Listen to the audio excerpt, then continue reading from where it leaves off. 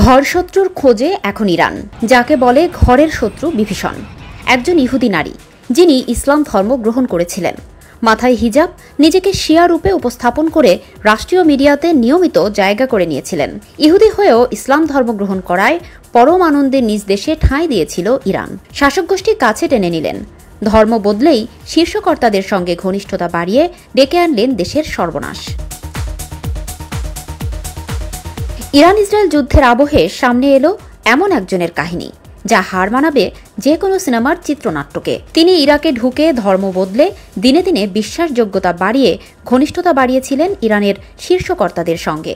ফলাফল, মধ্যপ্রাচ্যের প্রভাবশালী দেশটিকে এক অপ্রস্তুত যুদ্ধে অবতরণ করলেন এই নারী। ইরান ও ইসরায়েলের মধ্যে চলমান সংঘাতে সবচেয়ে বড় ক্ষতি হয়েছে তেহরানের। তাদের শীর্ষ সামরিক কর্মকর্তাদের হারিয়েছে। তেল আবিবের নিখুঁত বিমান হামলায় প্রাণ হারান ইরানের সামরিক বাহিনী ও পরমাণু বিজ্ঞানী সহ গুরুত্বপূর্ণ ব্যক্তিরা, যারা ছিলেন ইরানের সামরিক খাতের প্রাণ। কিন্তু কিভাবে এসব টার্গেট নির্ধারণ করল ইসরায়েল?